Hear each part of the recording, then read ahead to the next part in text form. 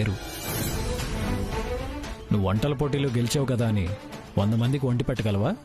లేదు కదా. అవునేజే, ఈ కాలంలో గాడిపోయి వెలిగించి ఆ పొగలో వంట చేసేవాళ్లు ఎవరున్నారు?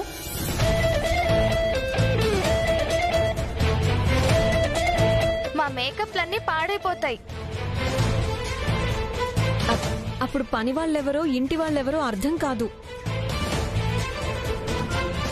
మనుషులు మనుషులకు ఆత్మీయంగా వండి పెడితే దాన్ని పని అనరు, ఆతిథ్యం అంటారు.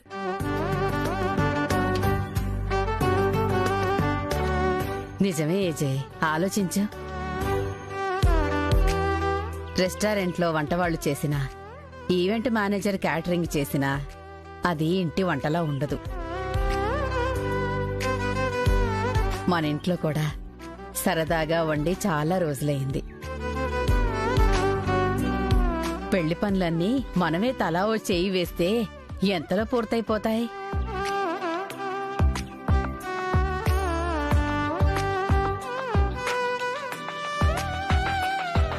ఈ ఒక్కసారికి నా మాట కాదనకండి.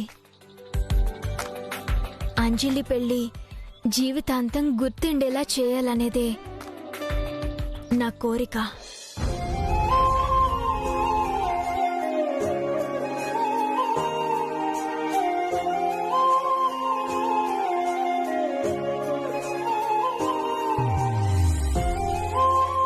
వెళ్లే ముందు భాను కోరిక కాదంటూ ఎందుకు? ఏమంటారు? ఏమంటాను? నీ చెల్లెలు పెళ్లి నీకిష్టం వచ్చినట్టే చేద్దాం.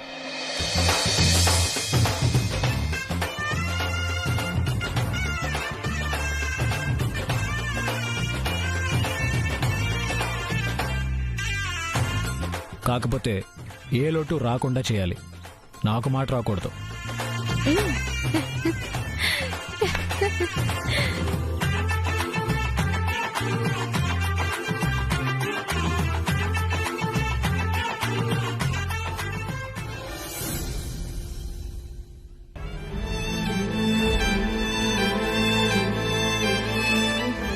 ఏది మారదని తెలిసినప్పుడు దాన్ని జీర్ణం చేసుకోవడానికి ప్రయత్నం చేయాలి.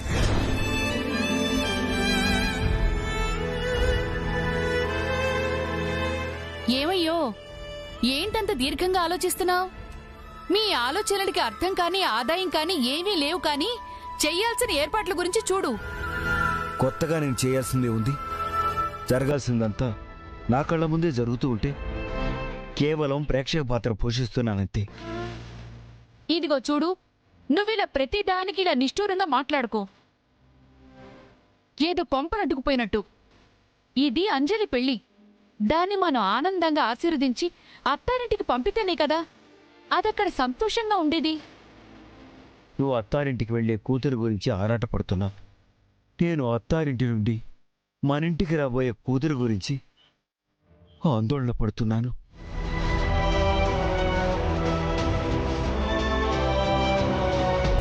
ఇంకా అలా బెల్లం కొట్టిన రాయిలా అలా నిలబడతారేంటి? మా ఊళ్ళమ్మ గుడిగారిలో ఉంది పిఎస్ఆర్ కళ్యాణ మండపం. అదే బుక్ చేయి, చాలా పెద్దగా ఉంటుంది. ఏమండోయ్, లోపల పెళ్లి జరుగుతూ ఉంటే అందరికీ మంచిగా కనిపించటానికి పెద్ద పెద్ద టీవీలు పెడుతుంటారే, అవి కూడా పెట్టించండి. ఎక్కడా ఏ విషయంలోనూ తగ్గకూడదు. మన అంజలి పెళ్లి గురించి భీమవరం మొత్తం మాట్లాడుకోవాలి. ఏమే, ఇది ఏజే గారు చేస్తున్న పెళ్లి.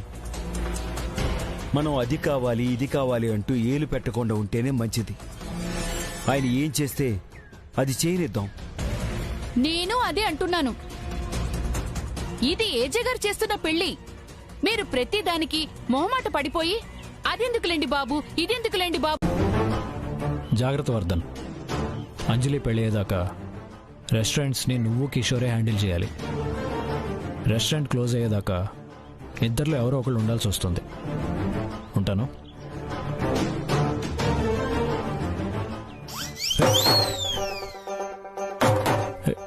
ఏయ్ ఆగు, ఇటు రాకు. పో పో పో బయటికి. డోర్ అటు ఇటు రాకు. ఎవరన్నా ఉన్నారా? ఏయ్ చి చి లోపలికి వచ్చేస్తుంది. ఎలా? హలో, ఎవరన్నా ఉన్నారా? నేనున్నాను.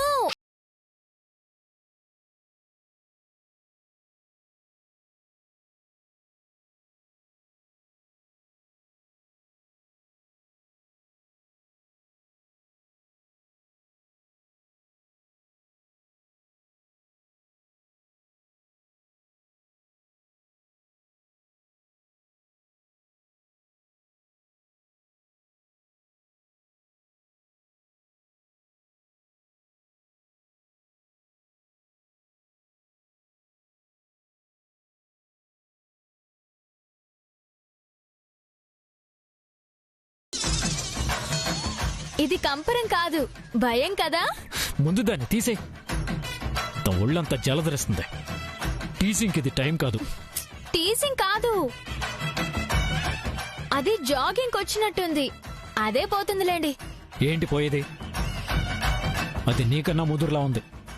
నన్నే టార్గెట్ చేసింది. ముందు దాన్ని పంపించేసేయ్.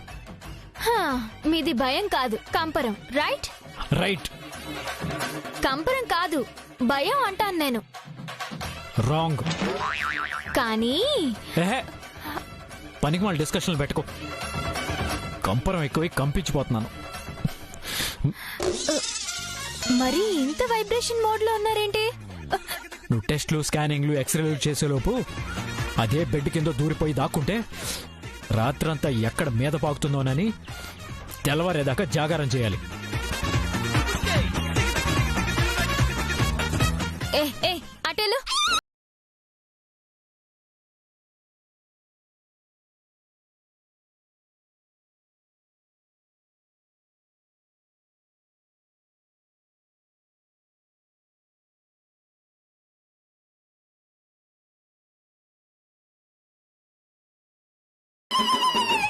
ఒప్పుకున్నాను కదా, ఇప్పుడు పడేస్తావా?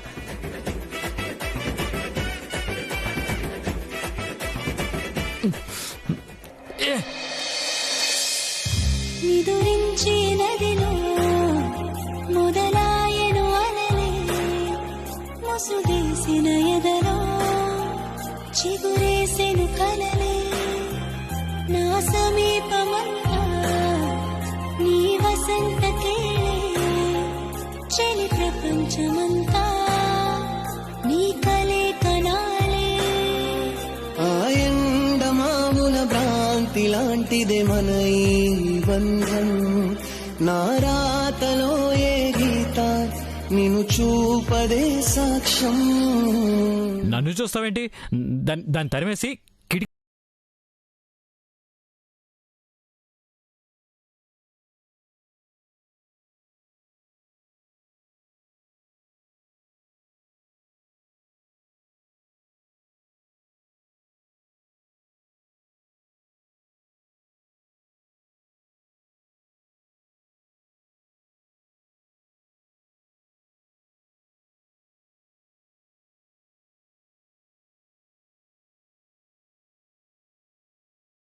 మీరు ప్రశాంతంగా నిద్రపోవచ్చు, భయపడకండి.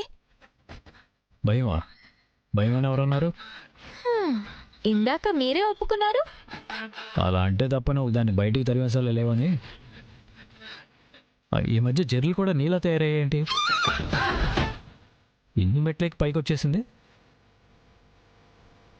బయట చెట్లకి పురుగు మందు కొట్టు. రేపు నీకు ఇదే పని. సరే, ముందే చెమటలు తెచ్చుకోండి.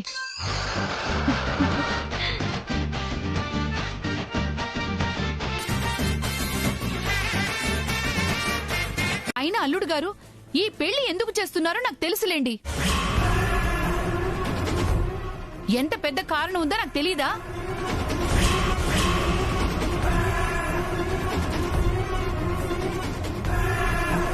అంటే ఏజీ అంజలి పెళ్లి చేయడానికి వేరే కారణం ఉందా?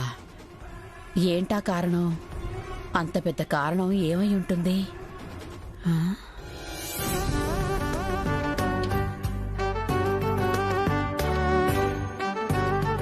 నమస్తే. నమస్కారం బాబు. మమ్మీ, అంజలి, నాన్న, మీరు వచ్చేసారా? ఎంతసేపు అయింది వచ్చి? ఇందాకే వచ్చాం. కూర్చోండి. ఏంటా కారణం? ఏజే మామూలుగానే ఉన్నాడే.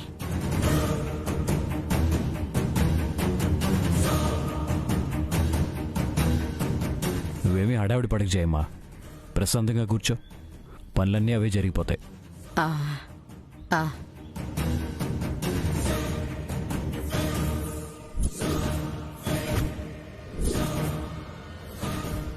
అది జరిగింది. ఈ ముగ్గురు కోడళ్ళు మమ్మల్ని పురుగుల కన్నా హీనంగా చూస్తున్నారే. జయమ్మ బాగానే గడ్డి పెట్టిందనుకో, అయినా ఏదైనా అవమానం జరిగితే నేను తట్టుకోగలను గాని మీ నాన్న తట్టుకోలేడే.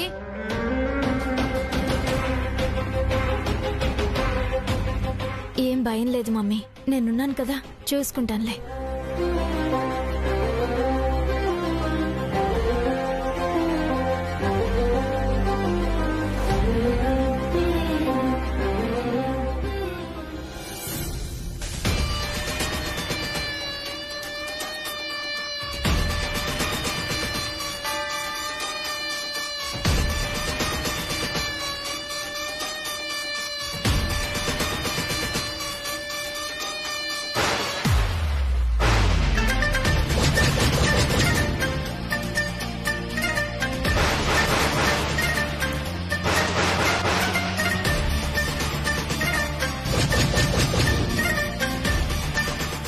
నీ ఫేస్ మీద రాంగ్ అని మార్క్ చేశాను.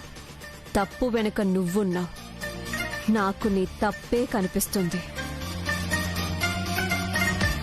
నీ ఆట కట్టు అని నా మనసు చెప్తుంది. ఇన్నాళ్ళు కష్టపడి కట్టుకున్న సామ్రాజ్యాన్ని ఆక్రమించడానికి, కూల్చేయడానికి, నిన్ను నడి రోడ్డు మీద నిలబెట్టడానికి వస్తున్నాను. ఎన్నో రోజుల నుంచి ఎదురు చూస్తున్న నేను ఇవాళ్ల భగభగమండే అగ్నిగోళంలా నీ ముందుకు వస్తున్నాను.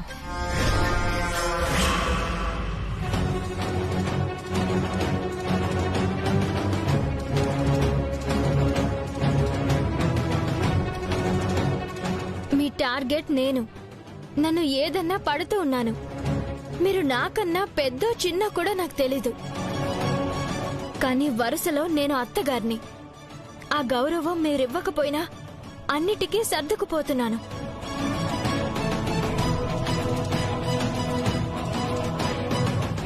అలాగని నా ఫ్యామిలీని ఎంత చులకన చూసినా భరిస్తానని మాత్రం అనుకోవద్దు. నాకు ఈ ప్రపంచంలో చాలా ఇష్టమైన వాళ్ళు మా మమ్మీ, నాన్న, చెల్లి. వాళ్ళని మీరు అవమానిస్తే మాత్రం క్షమించలేను. మీరు ముగ్గురు ఒక్కటైపోయి నన్ను సాధించాలని చూస్తున్నారు. చూడండి, నేను కాదనడం లేదు. సిల్లీగా ఏజేతోనో జయమ్మతోనో కంప్లైంట్ కూడా చేయడం లేదు. బట్ నాకు పేషెన్సీ ఎంతుంటుందో అంతవరకు ఓపిక పట్టగలను. ఇంటికొచ్చిన అతిథికి మర్యాద చేయడం సంస్కారం. ఆ సంస్కారం మీలో లోపిస్తే అది మీకిప్పుడు కాసేపు సంతోషాన్ని ఇస్తుందేమో, కానీ ఈ కుటుంబ ప్రతిష్టకి అవమానం. ఇక నన్ను ఏజీని విడదీయాలని కూడా మీరు టార్గెట్ పెట్టుకున్నారు. అది మీ వల్ల కాదు. ఏదైనా కలిసే చేస్తాం. ఈ పెళ్లి జరిగేలోపు ఇద్దరం ఒక్కటైపోతాం.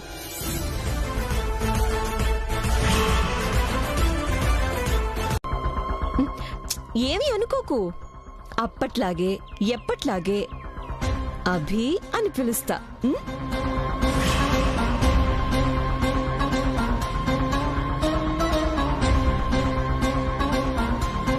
ఎప్పట్లాగే సైలెంట్ గా ఊరుకో. మీరు మా కాబోయే అల్లుడు గారి తరపు బంధువా? అయ్యో, నిలబడే ఉన్నారు. ఉండండి, కుర్చీ తెస్తాను. ఆహా, పర్వాలేదు.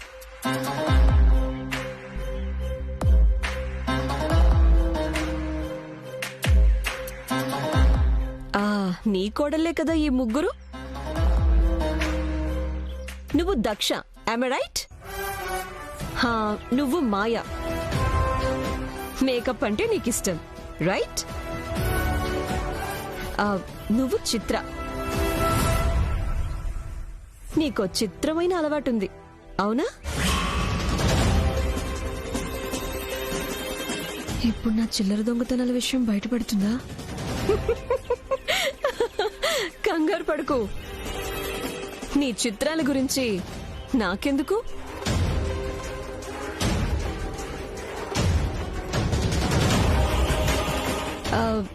ఫోటోలో కన్నా విడిగానే బాగుంది పెళ్లి కూతురు. ఏం లేదు, పసుపు కొట్టే కార్యక్రమానికి ముందు పెళ్లి కూతురుకు బట్టలు పెట్టడం మా ఆచారం, అందుకే వచ్చాం.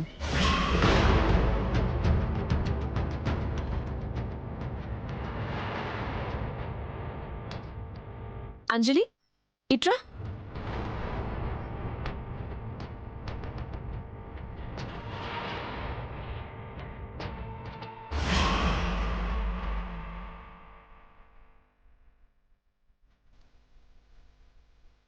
మళ్ళీ 6 నెలల్లో సీమంతానికి ఇలాగే ఫంక్షన్ చేసుకోవాలి.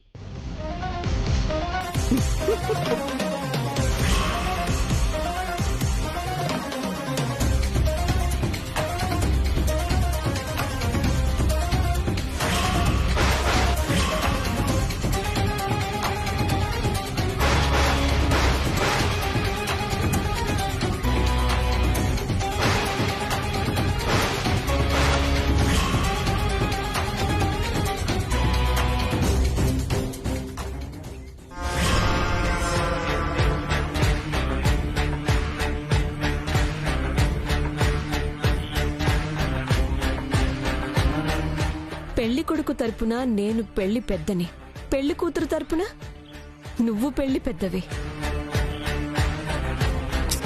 ఇలా నార్మల్ డ్రెస్ లో ఉంటే నీ పెద్దరికం ఏం కనబడుతుంది? ఈ ఉత్తరీయం మెళ్ళో వేసుకో అభి. ఈ రియం మెళ్ళో వేసుకో అభి.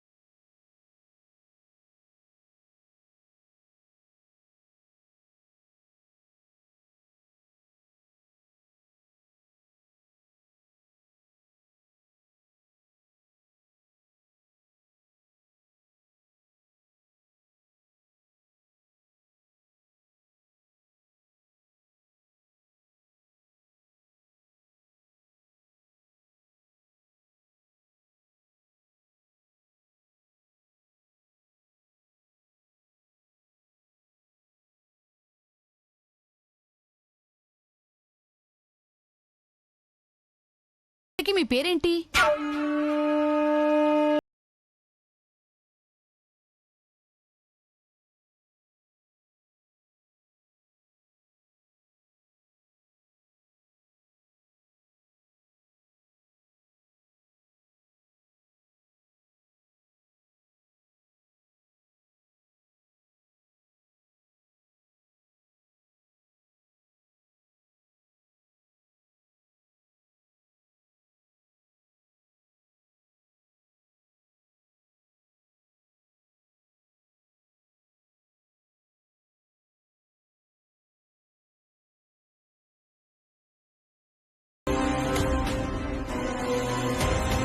ఇప్పటిదాకా ఎందుకు పెళ్లి చేసుకోలేదు?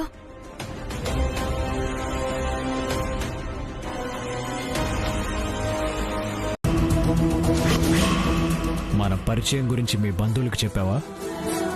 ఎవ్వరికీ తెలీదు. అసలేంటి నీ ఉద్దేశం? నీ ఇంట్లో శుభం అనే పదం వినబడకుండా చెయ్యడమే నా ఉద్దేశం. అంటే ఈ శుభకార్యం ఆపేద్దామనా? చూసిపోవడానికొచ్చాను.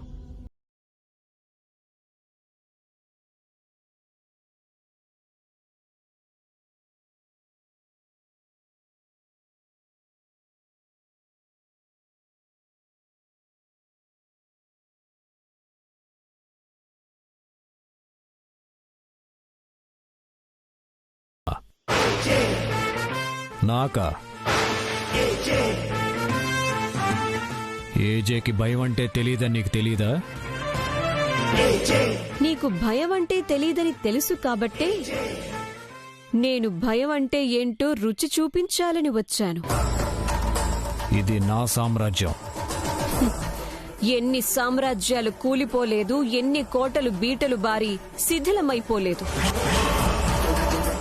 ఎంతమంది చక్రవర్తులు స్త్రీల వల్ల పతనమైపోయి చరిత్రలో మరకలుగా మిగిలిపోలేదు. నువ్వెంత, నీ సామ్రాజ్యమెంత?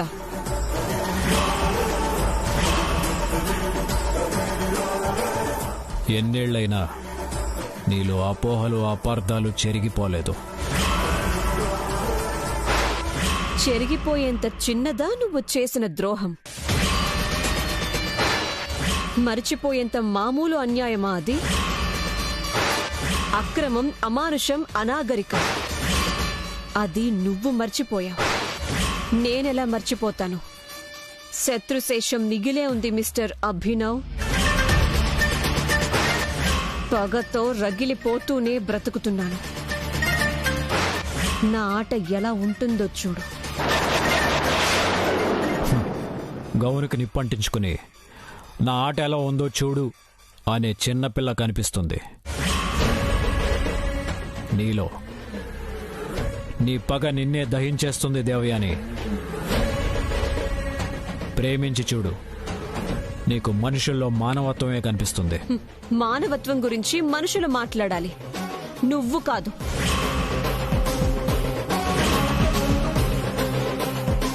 నువ్వు నన్ను ఒక రాక్షసుని చేసి మాట్లాడుతున్నావు. నిన్ను నువ్వు ఒక మనిషిని చేసి మాట్లాడుతున్నావు. అప్పట్లో జరిగిన దానికి నేను బాధ్యుణ్ణి కాదు. నా కుటుంబం బలైపోవడానికి నువ్వు కారణం కాదంటే నమ్మడానికి నేను అమాయకురాలిని కాదు. మన కళ్ళు మనల్ని మోసం చేయొచ్చు. మన కుళ్ళు మన కళ్లకు కనిపించదు. నీకు తెలిసిందే నిజమని నమ్మొద్దు. నువ్వు చెప్పిందే నిజమని నేనెందుకు నమ్మాలి? గోటితో గోవర్ధనగిరిని ఎత్తటం అనేది పురాణ కాలంలో జరిగింది. అందుకే నేను గోటితో ట్రై చేయదలుచుకోలేదు, గొడ్డలితోనే వచ్చాను.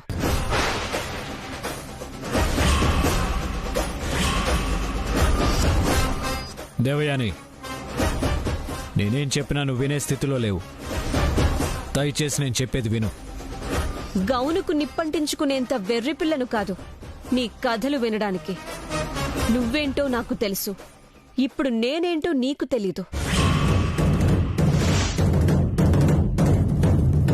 సొసైటీలో ఇప్పుడు నువ్వు ఒక పెద్ద మనిషివని అందరూ అనుకుంటున్నారు. నాకు తెలుసు కదా నీ నిజస్వరూపం.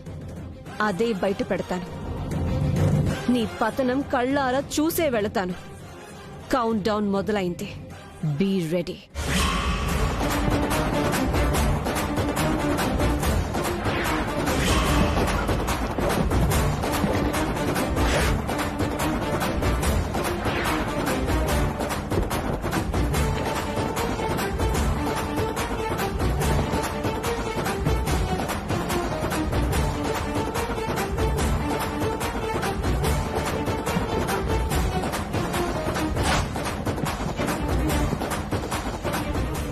ఏం తీసుకుంటారు దేవయాని? సంతోషం.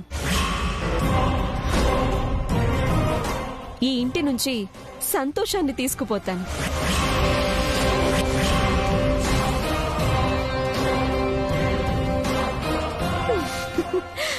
మీరందరూ సంతోషంగా కనిపిస్తున్నారు కదా, ఆ సంతోషాన్ని నేను పంచుకుని కాస్త నాతో కూడా తీసుకువెళ్తాను అని నా ఉద్దేశం.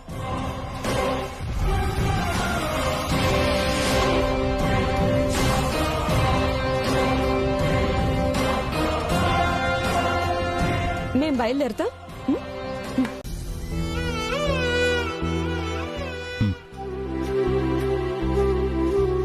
నేను అర్జెంటుగా ముంబై వెళ్లాల్సి వస్తుంది. ఈవెంట్ మేనేజర్తో మాట్లాడాను. అన్ని ఏర్పాట్లు అతనే చూసుకుంటాడు. ఏదైనా అవసరమైతే ఖర్చు పెట్టండి. అందుకే ఈ డబ్బు ఇచ్చి వెళ్తున్నాను.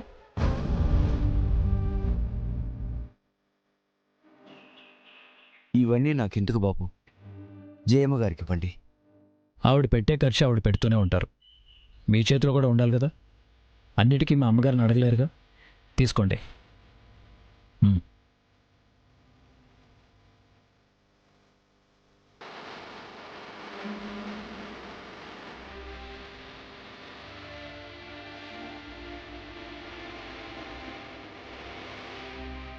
ఈ 4 రోజులైనా మీరు నా కూతురు నా కళ్ళ ముందు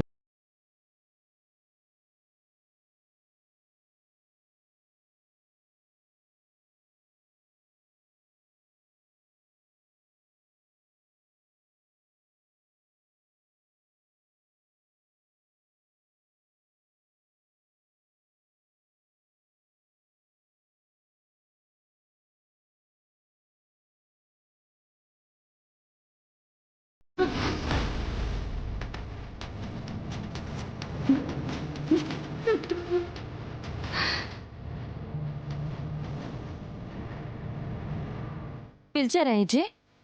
అవును దక్ష, నాకు కొంచెం బ్యాంక్లో పని ఉంది. వెళ్ళొచ్చేలోపు అన్నీ సెట్ చేసి పెట్టు. ఫ్లైట్ టికెట్స్, అకామిడేషన్ అన్నీ అరేంజ్ చేయమని మేనేజర్తో చెప్పు.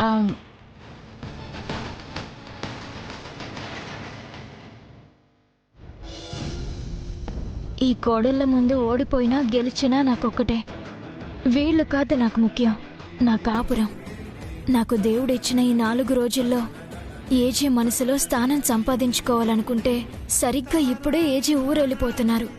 అంజలి పెళ్ళయ్యాక తిరిగొచ్చి ఏకంగా విడాకులకి అప్లై చేస్తారేమో.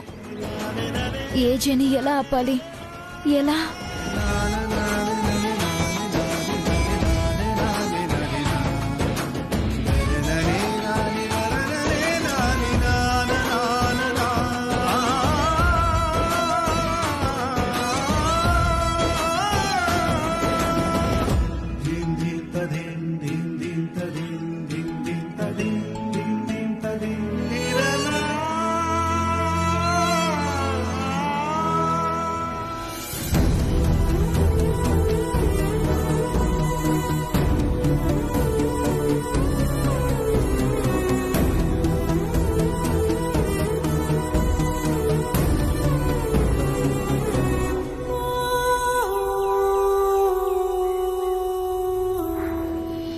నాన్నలో నేను కలిగించిన నమ్మకం మొత్తం పోయింది.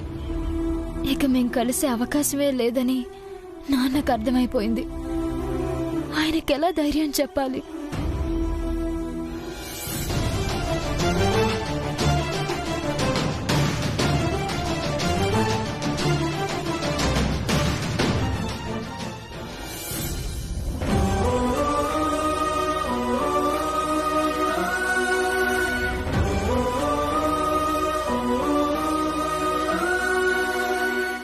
ఇది నాకు శిక్ష, పరీక్ష.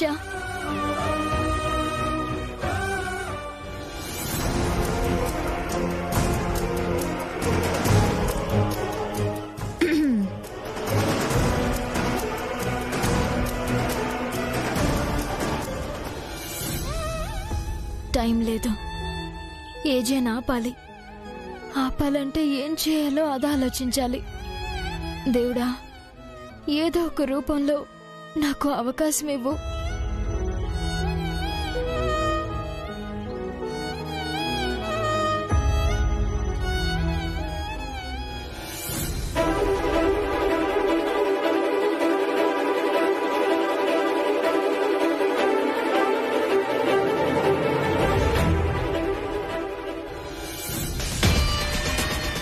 Hello mister enemy. ఎవరు పిలిచారు? పగ పిలిచింది. ప్రతీకారం రాక తప్పదని బలవంత పెట్టింది. Be serious. ఎందుకంత కోపం మై డియర్ ఎనిమి? ఇదో సాంప్రదాయం. పసుపు కొట్టిన మర్నాడు ఆ ఇంటి పెళ్లి పెద్ద ఈ ఇంటి పెళ్లి పెద్దని పలకరించిపోవాలంట.